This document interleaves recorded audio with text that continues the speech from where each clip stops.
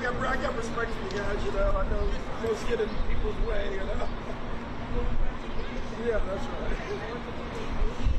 Oh, is that right? Is that right? Oh, yeah. Is that right? Yeah, the 3 out 4 party. So, yeah, nice meeting you.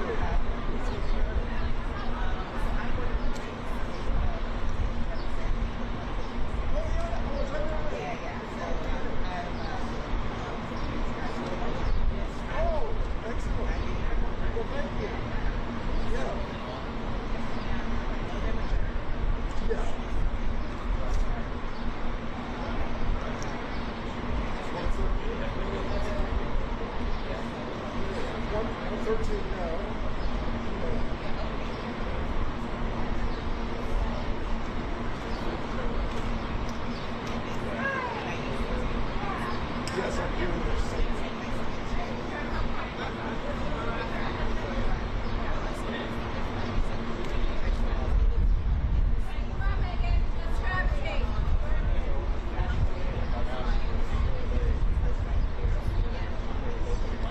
I missed it too. Don't worry. I didn't walk in the store. I walked in.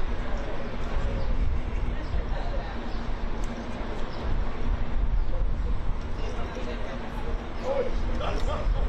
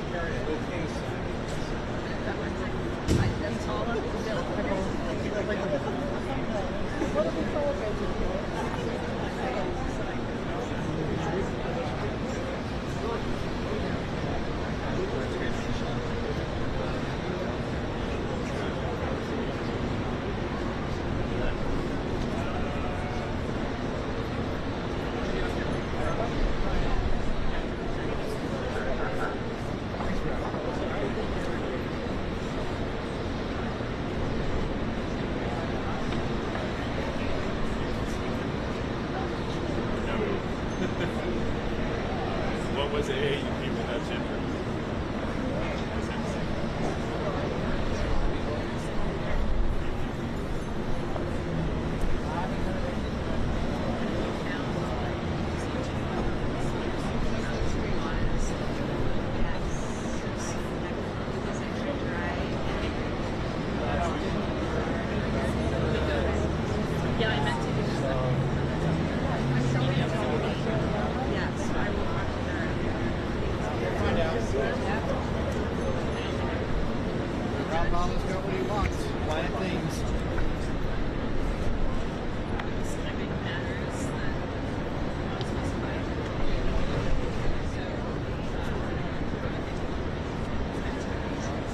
I don't have to take time off.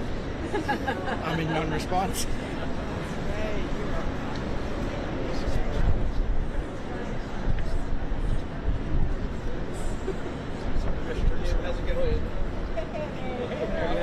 Hey, there's three of us. I know. Where's your t-shirt? I know. I should have suited up. I'm glad I saw your shirts. It's like, I did. Yeah. It's actually my first time taking it.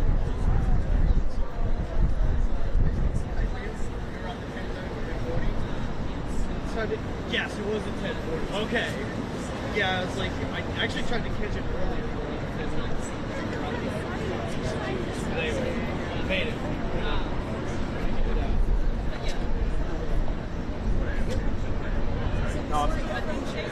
Yeah, we've been. Let's do it. Good to see you. Excellent.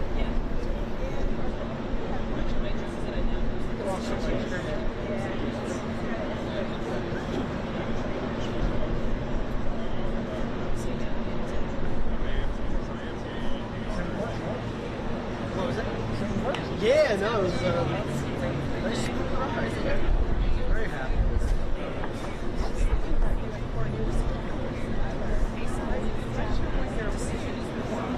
We're going away a bit in August, but we definitely got some time to hang.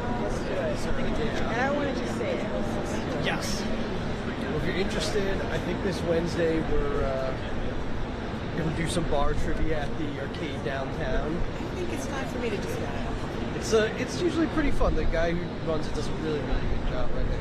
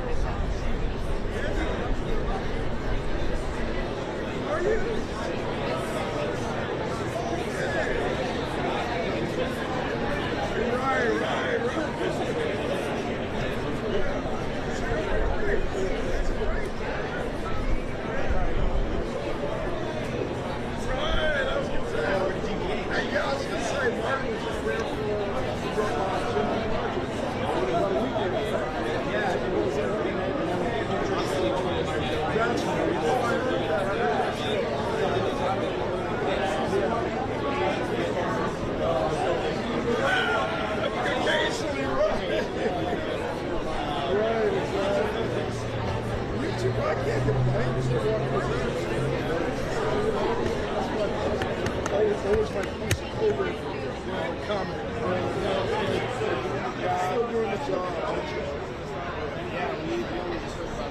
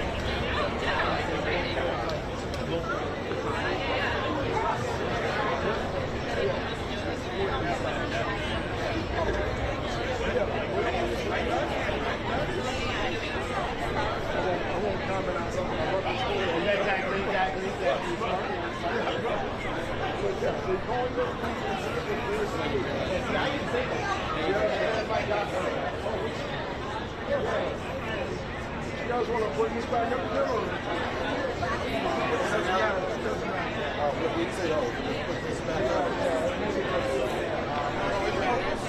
I don't know him yet.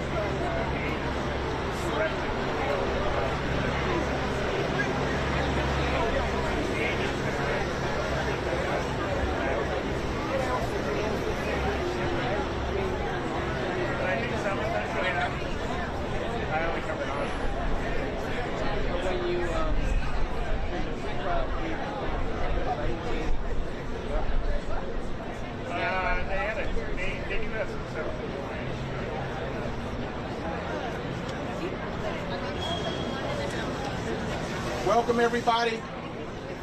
We're going to begin.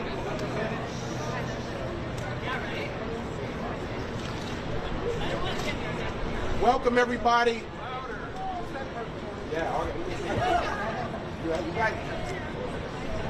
Welcome, everybody, to this historic trial which documents and fights back against ideological deportation. My name is Chinjirai Kumanika, and I'm a member of the National Council of the American Association of University Professors.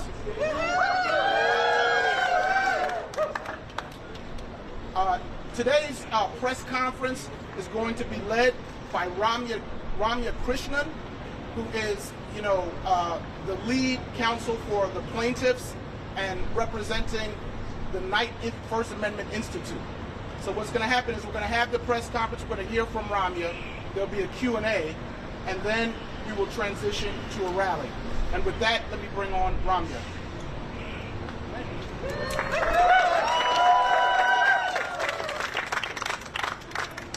Hi everyone, my name is Ramya Krishnan. I'm a senior staff attorney. I am a senior staff attorney at the Knight First Amendment Institute, and we're here today to represent the American Association of University Professors and the Middle East Studies Association.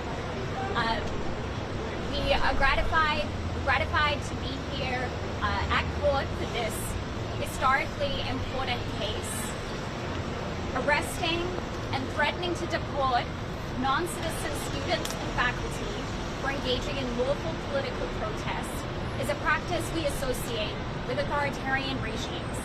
It has no place in a democracy like ours. The reason we're here in court today is to end the government's campaign of retribution against students and faculty who are engaged in pro-Palestinian advocacy. We heard today from members of the AUP and MESA, Professor Megan Piska of Northwestern University and Professor Nadia Al-Ali of Brown University. We heard from them about the effects of the government's policy of ideological deportation. We heard how the policy is working as it was intended to work. It is terrorizing students and faculty, and it is silencing plaintiffs and their members. I want to thank Cher Tremonti, our co-counsel, who was in court with us this morning. And I want to say that we're honored to be representing the AUP and MESA in this case. I'm happy to take questions. My name is Ramya, R-A-M-Y-A, Krishnan, K-R-I-S-H-N-A-N. How do you address these issues that seem to be a conflation between pro-Palestinian how do you basically differentiate the public court of law why those issues are important and talk about the conflation of those in the context of the legal arguments from the government about why they're targeting individuals who are support Palestine. In describing their policy of ideological deportation, the government has again and again conflated legitimate political protests, pro-Palestinian, anti-war speech, with support of Hamas and anti-Semitic activity. And it has done that to suggest that this speech somehow poses a threat to national security.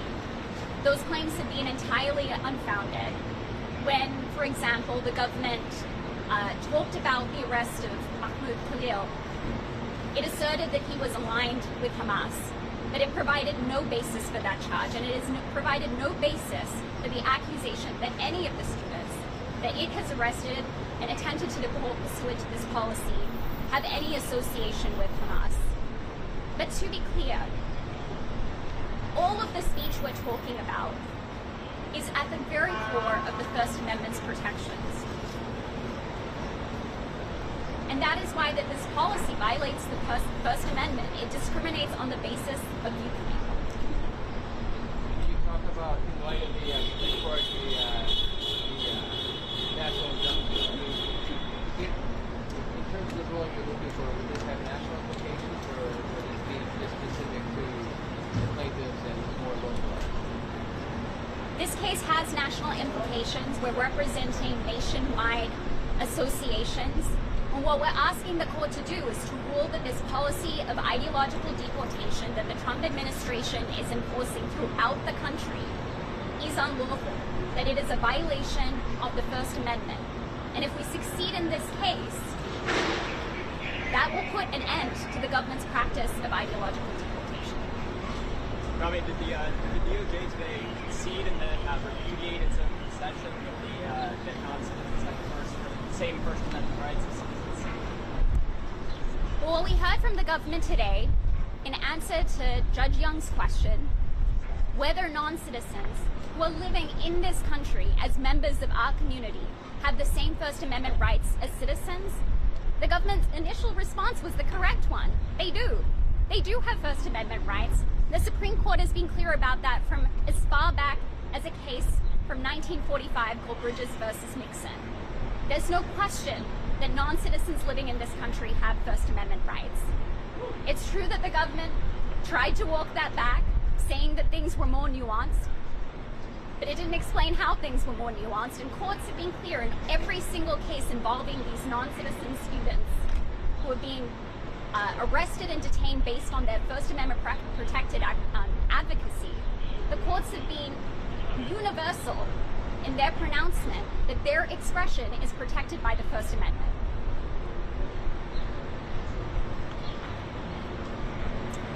If you are walking through this story for the first time, can you describe what the story is all about? What triggered this lawsuit? And what's at stake? Well, what triggered this lawsuit is the government's adoption of a brazen policy of deporting non-citizen students and faculty based on their pro-Palestinian advocacy. What is at stake at this case is the ability of non-citizens who are members of our university communities as well as our broader political community can speak, can join their citizen colleagues and students in political protest that is unquestionably protected by the First Amendment. Maybe you can talk about what was the goal of putting the two witnesses up today, and what should anyone take away from their experience? Well, what the public and what the court heard from our witnesses today is about the powerful chill that the government's policy has cast over university communities. Non-citizen students and faculty on our university campuses today are terrified. They are terrified that if they speak up on issues related to Israel and Palestine or about this administration, that they may be arrested and locked up just for having engaged in political expression. And that's what the court will hear from other witnesses, other members of AUP and MESA that we intend to put on, that they have been chilled and forced into self-censorship by the government's actions here, by the attempted deportations of these international students, and by their threats to carry out further arrests, further visa revocations. How unusual are the government actions? Sorry? How unusual are the government actions? The government's actions are highly unusual. As I mentioned in my opening statement, not since the McCarthy era have we seen immigrants subject to such an intense campaign of speech repression. We haven't seen ideological deportations of this kind since the McCarthy era, when the government attempted to deport members of the Communist Party. And that is why you have the government citing in court, in support of their proposition, their argument that these non-citizens don't have First Amendment rights. They have to reach back to that era, which we now all look upon with embarrassment and shame.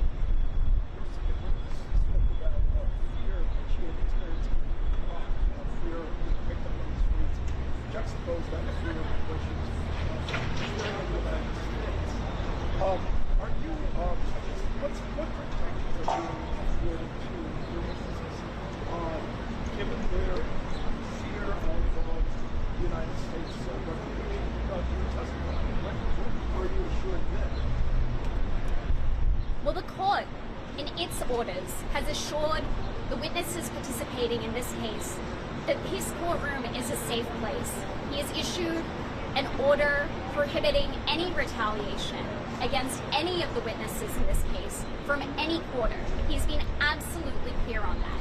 And it is because the court has provided that assurance that these extremely brave and courageous non-citizen members of our clients have come forward and testified in this case.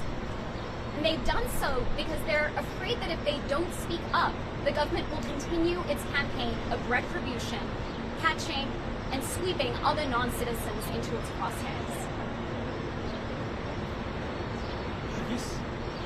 Has that such an order has precedent? Has it ever happened before? How unusual is that? I can't comment on the unusualness of such an order, but the judge obviously thought that that kind of order was warranted in this case. One more question.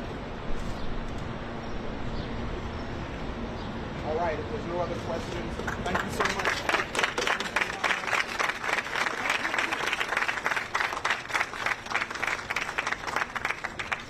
All right, thank you everyone. Thank you very much.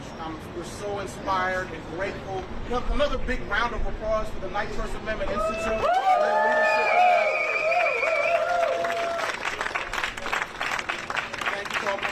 We're now transitioning into our rally. We're closing out the press conferences, transitioning into our rally. Mic check, mic check. Everybody hear me? All right, y'all. on, let's let them hear.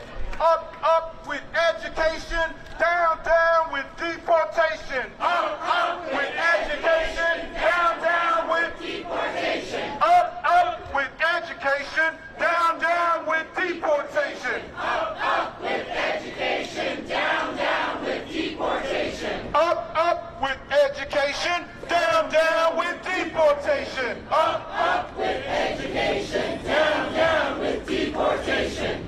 Now when I say higher education, y'all say hands off. Higher education, hands off. Our students, hands off. Our community, hands off. Scientific research, hands off. Academic freedom, hands off. Our universities, hands off. Free speech, hands off. Free speech, hands off.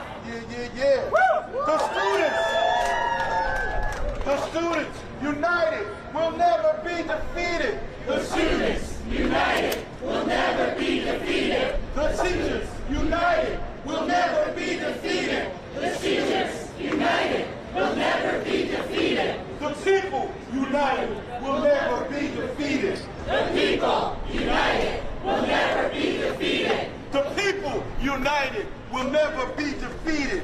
The people united will never be defeated. When higher education is under attack, what do? Stand up, fight back. When our students are under attack, what do? Stand up, fight back. When academic freedom is under attack, what do?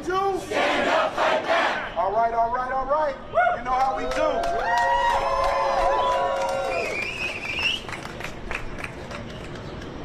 I want to thank everybody for being out here. It's time for us to fight back. It's right. In this case, it's historic. This trial is historic. And I'm so glad that we're here in this moment. And I want to be really clear. Once again, my name is Chinjiro Akumanika, and I'm on the National Council of the AAUP. And I want to be really clear about what's happening. I'm speaking, partially on behalf of our president, Todd Wolfson, and all our chapters and everybody, our whole communities. And I just want to say this. This case is not just about immigration. It's not just about higher education and academic freedom. This case is about whether the United States government can punish people for expressing political opinions it doesn't like. What the Trump administration is doing and what this case is boldly challenging is a coordinated campaign to silence protected free speech. In this case, any critique of the state of Israel and any solidarity with Palestine. They're calling it boo, shame. They're calling it national security, but what it really is political repression. That's right. Arresting students at home, snatching people off the street, sending mass ICE officers to people's apartments, revoking visas. These are efforts to silence a global movement for justice. And we've seen it before. We've seen it when they tried to deport black people fighting for black liberation. We've seen it when people were trying to fight surveillance in Muslim communities. We've seen it with internment, a long history of suppressing academic freedom. So we want to be very clear. This is not just about our non-citizen students and colleagues, right?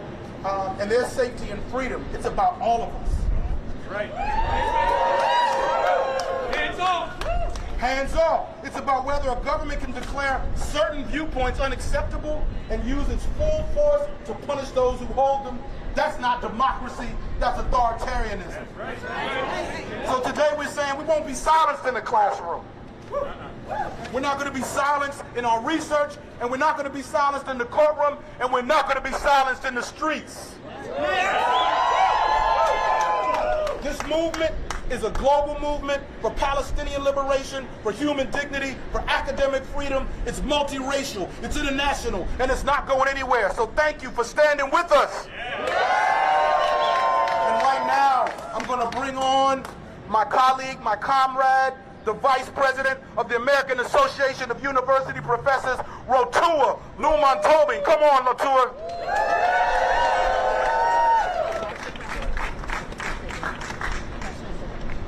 Can you hear me? Thank you. Okay. Good afternoon, everyone. My name is Rotua Luman-Tobin, and I'm the Vice President of the American Association of University Professors. We are here today because higher education, our campuses, our classrooms, our voices are under threat. The lawsuit AAUP v. Rubio challenges one of the most chilling policies we've seen in recent years, a deliberate campaign to arrest, detain, and deport non-citizen students and faculty simply for exercising their constitutional rights, such as criticizing the Israeli government's actions in Gaza. This is an attack on free expression, on academic freedom, and on the very idea of a university. This case says what we all know to be true. This is an ideological deportation campaign. It's designed to silence us, to intimidate us, to repress our speech. And let's be honest, a university without dissent is not a university. It's a museum. It's a museum of obedience. When the state silences non-citizen scholars and students through fear of deportations, it sends a message to all of us: stay quiet or pay the price. We lose more than voices. We lose truth. We lose the uncomfortable, challenging ideas that make learning real. And worst of all, we lose the courage to speak up ourselves. I know what that fear looks like. I lived under Suharto's authoritarian regime in Indonesia. I grew up knowing that speaking out could get you fired, disappeared, or worse. We were taught to keep our heads down, to recite what we were told, and never ever criticize the state. So believe me when I say I know this. I've seen where this leads. And AAUP, along with all our coalition partners, and indeed along with all Americans who care about freedom and human rights, and some of them are here right now, won't allow it to happen here. Because today is non-citizen scholars, tomorrow is anyone who questions power. That's how repression works. It creeps in, it builds power, it builds walls, and it dares you to speak over them. So we fight back now. We call on the court to strike down this ideological deportation policy for what it is, a direct violation of our rights and a threat to our future. This is not just about immigration status. It's about the freedom to protest, to teach, to question, to learn without fear of being silenced, punished, or suppressed. If you value your classroom, stand up, fight back. Yes. If you value the First Amendment, stand up, fight back. If you value education at all, stand up, fight back. Say it with me. Whose campus? Our campus. Whose classroom? Our classroom. Whose voices? Our voices. Whose rights? Our rights. Freedom to learn, freedom to stay, freedom to learn, freedom to stay. We fight like hell, and we fight today. Thank you. Up with education, down with deportation. Up with education, down with deportation. Up with education, down with deportation. Up with education, down with deportation. Right. Listen, I'm so proud of all our AAUP members, of the Middle East Studies Association, of the Knight Institute, all the people making this happen. Give it up for them. That's how we get strong when we fight together. And coming now to speak to us is a comrade I'm so inspired by. Please welcome Jessica Tang, president of AFT Massachusetts. Come on through. Good morning, everyone. So my name is Jessica Tang, and I am a middle school teacher, a civics teacher, and a history teacher.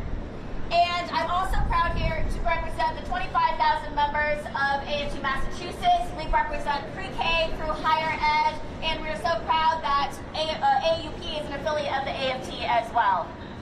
And so I'm here because we know that what higher ed is facing is not happening in isolation of what's happening across the country. Whether it's our pre-K through 12 classrooms. So for example, we've also seen the silencing of free speech and reteaching real history and truth. We've seen here in Massachusetts, actually, one of the highest rates of book bannings. It's not just happening in places like Florida or Texas. We see people being asked in Iowa to take down posters that say things like, everyone is welcome here. Since when was it not okay to make a statement that everyone is welcome here in a school or a college or a university? That's a problem. We just celebrated July 4th, where we are trying to escape tyranny and celebrate our independence. Yet at the same time, we are seeing an erosion of academic freedom and independence in our institutions, whether they be, again, public education, higher education, but let's also talk about retaliation to media that disagrees with them, retaliation to nonprofits. Universities are a part of the playbook that we see in authoritarian regimes. And that is why we have to stand up, speak out, and fight against this. And I'm really proud also to serve with AAUP President Tom Wolfson on the AFT's Resistance Committee. You all, my friends, are an important part of that resistance movement right now, right here today. Because if we don't stand up and speak out, first, it might be going after students who disagree about, who the government disagrees about their thoughts on Palestine. But what next? What will be the next thing that you can't talk about or can't speak about? This is a slippery slope to authoritarianism, and if we don't stop it now, it will only continue. Because we know that POA, first they came for students. Who, right? All the different people, right? I was going to do the whole quote, but I won't do that whole. But that's where the saying comes, right? We know first they come from one group, then when it comes for another, and if we don't speak up now, there will be no one left to fight back. Right. And that is why we must fight back. And I'll end with this and say that diversity is actually what makes our institutions stronger and better. Whether it's the diversity of our students and our faculty, or whether it's the diversity of their thoughts. That's what schools and universities are supposed to be about. It's about seeking truth. It's about talking about differences of opinions. It's about discourse, and that is all fundamental to democracy. And so, yes, this is about protecting our students and our faculty, and those who may not have the immigration status that they should safely be able to count on. But this is bigger than that. This is also about our democracy, and that is why we must continue to stand up and fight back. What we also know from history is that when we fight, we win. When we fight, we win. When we fight, we win. And we must keep fighting this.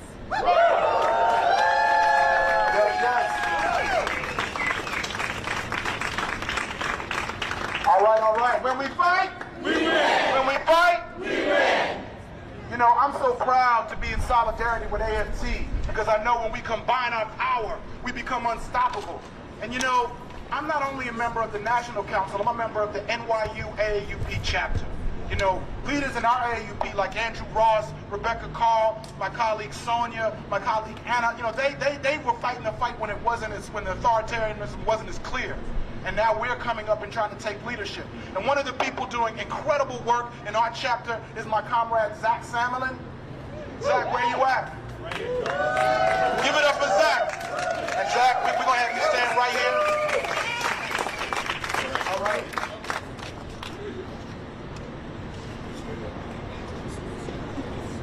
Hey, what's up, everybody? Can you hear me? Yes. Zach Samerlin, I'm the vice president of the NYU AAU chapter. And I'm going to talk about how at NYU the right to protest and to speak freely and forcefully against the genocide in Gaza has been dealt a heavy blow by the Trump administration's policy of ideological deportation and its campaign of threats against non-citizen protesters. We're still out there, students and colleagues are still fighting against complicity in the genocide of Palestinians at both national and the institutional levels. But since January, the Trump administration has attempted to undermine our efforts and silence our voices by dividing us according to our immigration status. They've been dusting off some of the most menacing, unconstitutional Cold War and Red Scare. It is quite blustery out here. Unconstitutional Cold War and Red Scare tools for silencing the most vulnerable among us, singling out non-citizen students, colleagues, and community members for censorship. The government was in that courthouse today saying we can do this because we've done it before. And when NYU AAUP joined this lawsuit, we did so because we know that speech is not free if that freedom belongs only to a few of us, because we know that if some of us are not free to speak out or protest, then our whole university breaks. We joined the lawsuit because we refuse to let Trump, Rubio, or anybody else use citizenship to divide and conquer us. And above all, we joined to fight back against the criminalization of all protests, but especially of protests against the destruction and ethnic cleansing of Palestine. And let me say, too, that this lawsuit is not some abstract thing for NYU. We're a diverse and international school in the most diverse and international city in the United States. And a couple of months ago, there were DHS vehicles parked in the courtyard of NYU's faculty housing buildings, where I live along with hundreds of other colleagues. And they weren't ICE, as I found out, as the vice president of AAUP for some reason. But for about 30 minutes, nobody knew who they were. It just said DHS, unmarked, tinted windows, SUVs. For anyone on a student or work visa, or even a green card, who've been involved in our protests, that half hour was long and distressing. A half hour of fear and terror and anxiety. Panic set in. Those colleagues and students sheltered in place, fearing that they would be kidnapped in broad daylight, like Rumeza Ozturk was just a few miles from here, and Mohsen Badawi had been as well. Shame! It wasn't paranoia. Our campus protests have been heavily surveilled by NYU, by NYPD, as well as by outside Zionist groups who, since Trump's January executive order, claim to be sending footage of our protests and lists of our names to ICE to target us for deportation. Faculty members, experts in Middle East studies, in Jewish studies, on the history of colonial rule, holed up in their apartments and offices, students hiding in the library and dorms. And what else should or could they have done? This fear, this censorship, it grinds the university to a halt. We cannot think or learn from one another if we cannot hear from our whole community. We don't have academic freedom or freedom of speech if some of us are living in fear of saying or thinking that which we've been forbidden to say or think. Over a century ago, the United States government succeeded in doing to Emma Goldman what they are trying to do to our students and colleagues today. They criminalized her political speech and targeted her for her activism. They stripped her of her citizenship by weaponizing denaturalization statutes, and then they rounded her up in the Palmer raids and deported her to the newborn Soviet Union. She was imprisoned, not in a dungeon in Jena, Louisiana, but in New York Harbor, in Ellis Island, in plain view of the Statue of Liberty. And she quipped that if we, quote, as a nation, were not such unspeakable hypocrites, we should long since have placed a club instead of a torch in the hand of the goddess of liberty, the Statue of Liberty. The police mace, she said, is not merely the symbol, but the very essence of our so-called liberty and order. We must not repeat these darkest chapters in the history of U.S. xenophobia and repression. We have got to keep fighting back for our students, for each other, for our whole community, in this courthouse and on these streets. Thank you.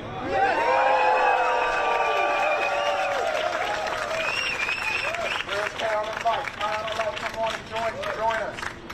When our communities are under attack, what do? Stand up, fight back. When academic freedom is under attack, what do? Stand up, fight back. When our students are under attack, what do? Stand up, fight back. When our homes are under attack, what do we do? Stand up, fight back. All right, all right. All right. I'm really excited to announce another comrade who's going to come, who's going to bring us hope and inspiration and clarity. Everybody give it up for Carolyn Light, Senior Lecturer in Gender Studies at Harvard University.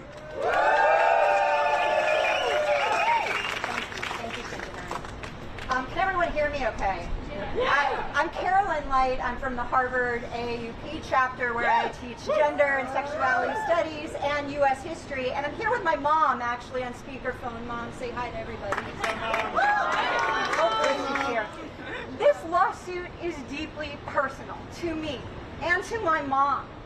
We are descended from people who fled pogroms in the Jewish Pale of Settlement to come to the United States seeking refuge, and especially so that they could practice their freedom of religion that the old country denied us, right?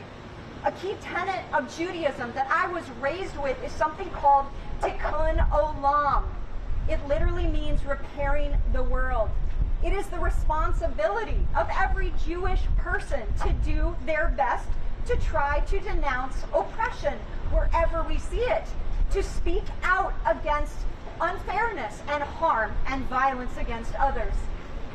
Last Hanukkah, my eldest child gifted me this keffiyeh that I'm wearing today, and it's a little warm, honestly, but I wear it in solidarity with my brave friends and colleagues and students who have spoken out against the relentless violence in Gaza. It feels like such a small thing to do.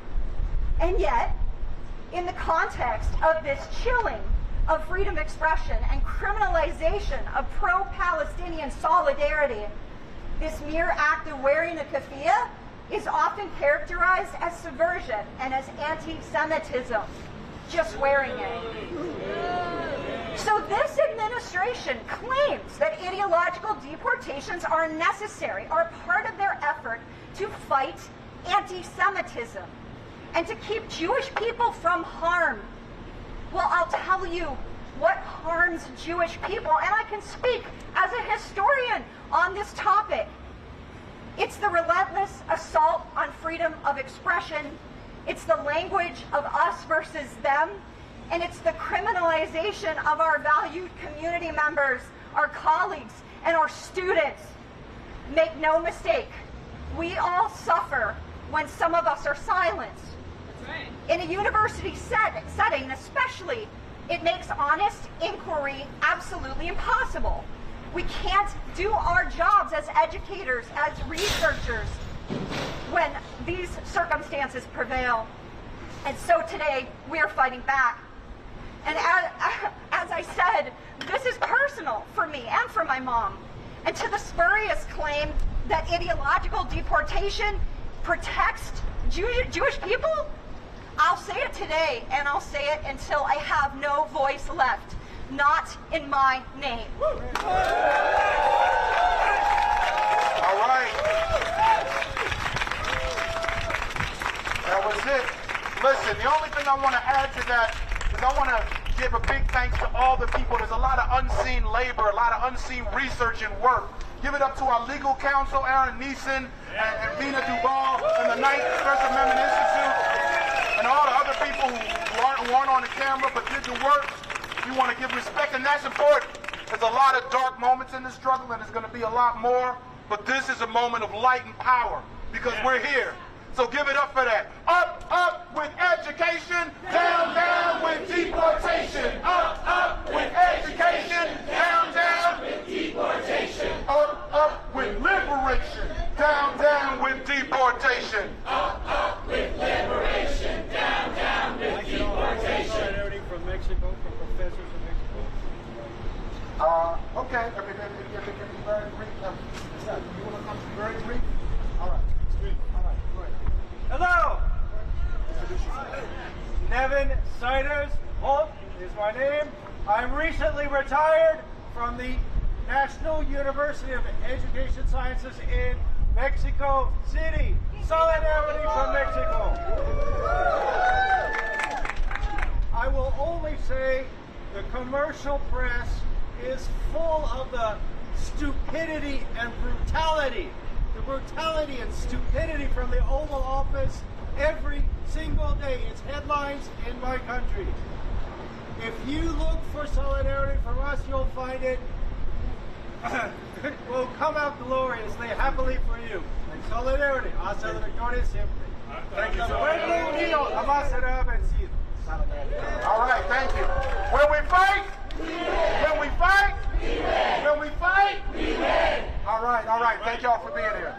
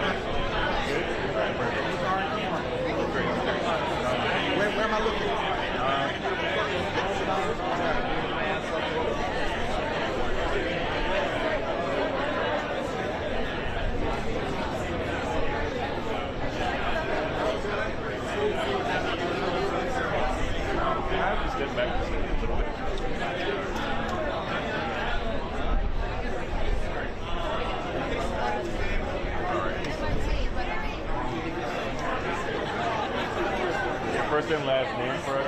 I'll hold it. My name is Chenjerai. My name is Dr. Chenjerai Kumanika. Should I spell it? Yes, please. My name is spelled